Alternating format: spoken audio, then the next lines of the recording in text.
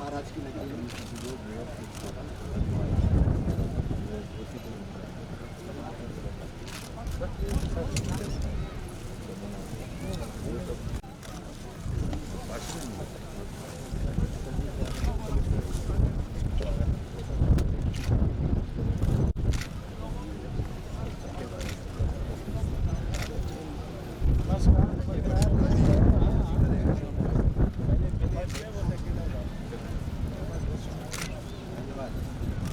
बहादुर सिंह का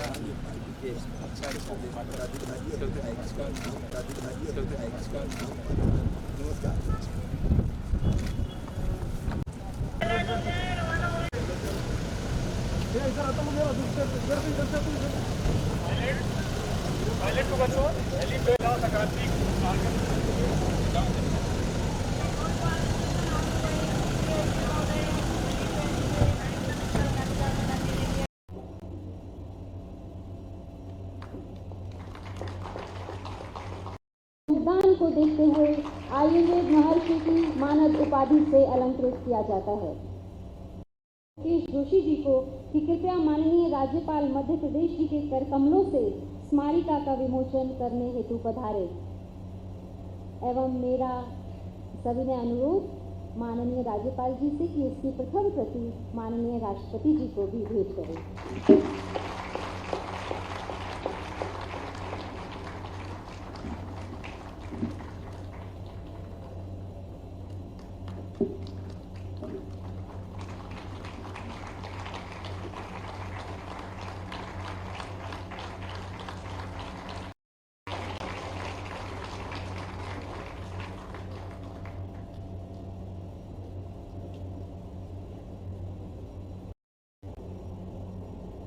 ये उज्जैन ऐसा नगर है जिसमें कि मेरी पुरानी बहुत सारी स्मृतियाँ जुड़ी हुई और मुझे याद है शायद 30-35 साल पहले कभी कभी मैं आता था तो यहाँ पर एक सप्ताह 15-15 दिनों तक रहता था।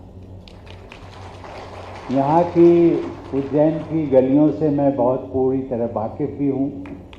आज मुझे आने का सौभाग्य मिला, इसलिए मैं इस आयुर्वेद महासम्मेलन के आयोजकों को बहुत बहुत बधाई देता हूँ।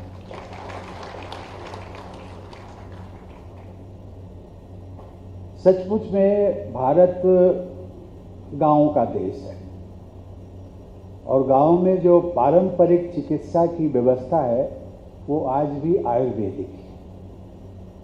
इसका विकल्प अभी भी किसी भी अन्य चिकित्सा पद्धति ने इसका अल्टरनेटिव या इसका स्थान जो है अभी तक ले नहीं पाई है।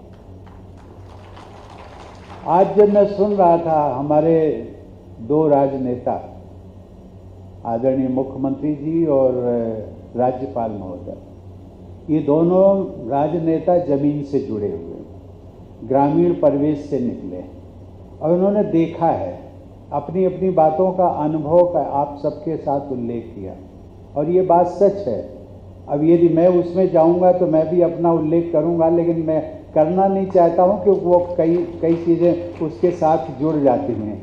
लेकिन मैं ये देख रहा हूं कि आज भी इस सभागार में कुछ आयुर्वेदाचार्य वैद्य बैठे हुए हैं जिनसे मैं राष्ट्रपति भवन में मैं परामर्श लेता रहता हूं।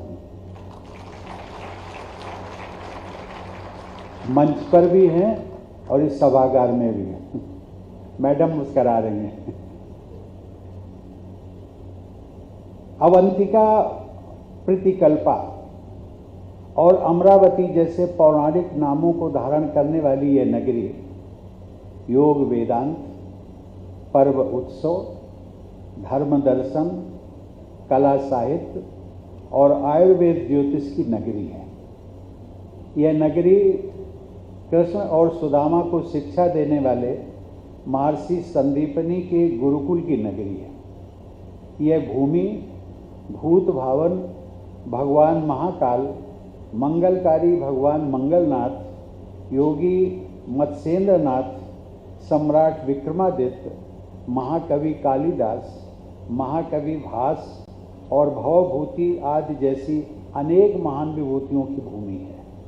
इसके साथ ही यह प्रकांड ज्योतिषविद, साहित्यकार और स्वाधीनता सेनानी पंडित सूर्य नारायण व्यास की जन्मभूमि भी है। भारत के गौरव सम्राट विक्रमादित्य और महाकवि कालिदास की यशोगाथा को अमर बनाने वाले विक्रम विश्वविद्यालय, विक्रम कीर्ति मंदिर, कालिदास परिषद और कालिदास समारोह की प्रेरक शक्ति के रूप में वे हम सबके आदर के पात्र हैं। ऐसी पुण्य और पावन भूमि उज्जैन की भूमि को मैं बार बार नमन करता हूँ। 1907 में अखिल भारतीय आयुर्वेद महासम्मेलन की स्थापना पवित्र गोदावरी नदी के किनारे स्थित कुंभ नगरी नासिक में की गई। आज पवित्र क्षिप्रा नदी के किनारे स्थित एक अन्य कुंभ नगरी उज्जैन में इसका 59वां अधिवेशन आयोजित किया जा रहा है। इस सुखद संयोग के परिणाम देश और दुनिया के लिए कल्याणकारी होंगे। इस विश्वास के साथ महासम्मेलन को संबोधित करना मेरे लिए गौरव का विषय है। हम सबको यह स्मरण रखना चाहिए कि भारतीय संस्कृति की एक अमूल्य धरोहर को लोकप्रिय बनाने के लिए कार्यरत इस संस्था की स्थापना एवं विस्तार में श्री शंकरदाजी पदे, महामना मदन मोहन मालवीय, कोचीन नरेश श्री राम वर्मा और श्री बृहस्पति देव त्रिगुणा जैसे मनुष्यों ने अपना अमूल्य योगदान दिया है। महासम्मेलन को मेरे पूर्ववर्ती राष्ट्रपति ज्ञानी जेल सिंह और श्री प्रणब मुखर्जी तथा यशस्वी पूर्व प्रधानमंत्री स्वर्गीय श्री अटल बिहारी वाजपेयी सहित अनेक महानुभावों का सानिध्य एवं मार्गदर्शन प्राप्त हुआ है।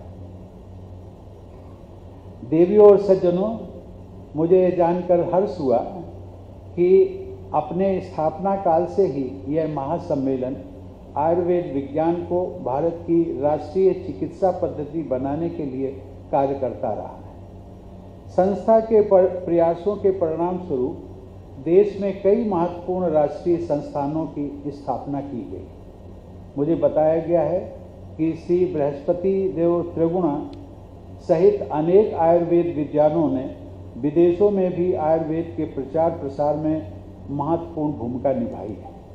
ये जानकर गौरव होता है कि वर्तमान में मॉरिशस सहित विश्व के लगभग 20 देशों में आयुर्वेद में अनुसंधान किया जा रहा है। भारत सरकार ने समय समय पर भारतीय चिकित्सा पद्धतियों के संरक्षण और संवर्धन के लिए अनेक उपाय किए हैं, परंतु वर्ष 2014 में पृथक आयुष मंत्रालय की स्थापना के बाद इस कार्य में और भी तेजी आई है। भारत सरकार से संबंधित विभिन्न अनुसंधान परिषदों, राष्ट्रीय आयुर्वेद विद्यापीठ, राष्ट्रीय आयुर्वेद संस्थान, अखिल भारतीय आयुर्वेद संस्थान आदि संस्थाओं द्वारा आयुर्वेद के क्षेत्र में उल्लेखनीय कार्य किए गए हैं।